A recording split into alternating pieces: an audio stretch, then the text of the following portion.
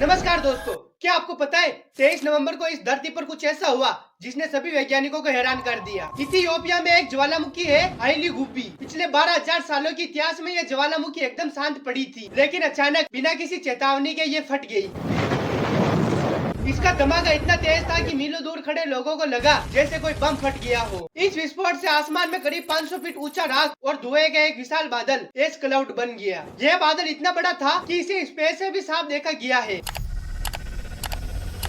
लेकिन कहानी यही खत्म नहीं होती। हवाओं के साथ तैरता हुआ ये जहरीला बादल इथोपिया से निकला, ओमान और यमन को पार किया, पाकिस्तान पहुंचा और अंत में हमारे भारत के आसमान तक आ गया। इसी वजह से दिल्ली और आसपास के इलाकों में कई फ्लाइट्स को तुरंत कैंसिल करना पड़ा। अब आप सोच रहे होंगे कि सिर्फ थोड़ी सी राख और धुएं की वजह से भारी भरकम हवाई जहाजों को क्यों रोका गया। तो दोस्तों, ये कोई साधारण धुआं नहीं होता। ज्वालामुखी से निकलने वाले इन एस क्लाउड्स में पत्थर के बारीक टुकड़े, कांच के कण और सिलिका के क्रिस्टल होते हैं। जब एक प्लेन इन बादलों के बीच से उड़ता है तो ये कांच के कण उसके जेट इंजन के अंदर चले जाते हैं। इंजन का तापमान इतना ज्यादा होता है कि ये कांच पिघलकर इंजन के पार्ट्स पर चिपक जाता है, जिससे हवा में भी बंद हो सकता है। यह बेहद खतरनाक स्थिति होती है। इतना ही नहीं, ये कण इतने नुकीले होते हैं कि प्लेन की विंडशील्ड पर एक रेगमाल की तरह काम करते हैं। ये शीशे को इतना ज्यादा खरोच देते हैं कि पायलट को कॉकपिट से बाहर कुछ दिखाई ही नहीं देता। यही वजह है कि पैसेंजर की सुरक्षा के लिए भारत और मिडिल ईस्ट में एयरप्लेन को रोकना जरूरी हो गया था। लेकिन दोस्तों, खुशी की बात तो ये है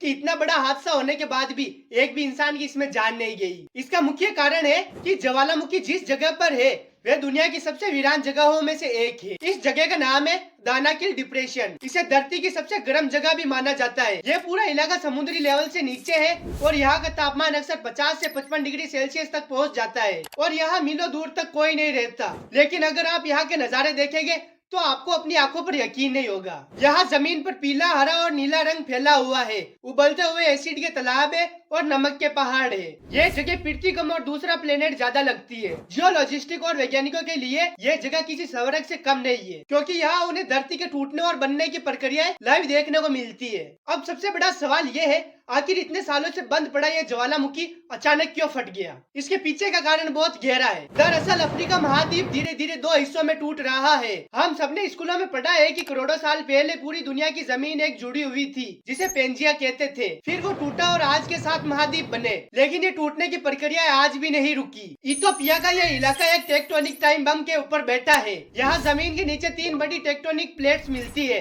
नूबियन प्लेट, सोमिलियन प्लेट और अर्बियन प्लेट। इसे ट्रिपल जंक्शन कहते हैं। ये तीनों प्लेट्स एक दूसरे से दूर खिसक रही है। जैसे जैसे ये दूर जा रही है, जमीन की ऊपरी सतह पतली होती जा रही है और यहाँ दरारें पड़ रही है। इसी खिंचाव की वजह से जमीन के नीचे का मेंबा और लावा बाहर आने का रास्ता ढूंढ लेता है और हमें ऐसी ज्वालामुखी विस्फोट देखने को मिलती है। ये कोई थ्योरी नहीं है, इसके जीते जागते सबूत हमारे सामने आए हैं। अगर आप मैप को देखो तो रेड सी से लेकर नीचे मोजाम्बिक तक लगभग 6000 किलोमीटर लंबी एक विशाल दरार बन रही है, जिसे ईस्ट अफ्रीकन रिफ्ट कहते हैं। साल 2005 में इसी इलाके में एक बहुत बड़ी डरावनी घटना हुई थी। सिर्फ 10 दिनों के अंदर यहाँ जमीन फट गई और 60 किलोमीटर लंबी एक विशाल खाई बन गई। यह दरार इतनी चौड़ी थी कि इसमें पूरी की पूरी इमारतें समा सकती थी। अफ्रीका की कई बड़ी झीलें और पहाड़ जैसे माउंट किलिमंजारो या लेक मलावी इसी जियोपॉलिटिकल हलचल का नतीजा है। यह सभी इसी रिफ्ट सिस्टम का हिस्सा है जो महाद्वीप को काट रहा है। तो अब क्वेश्चन है, आखिरकार फ्यूचर में क्या होगा? वैज्ञानिकों का मानना है कि अगर यही प्रक्रिया ऐसे ही चलती रही,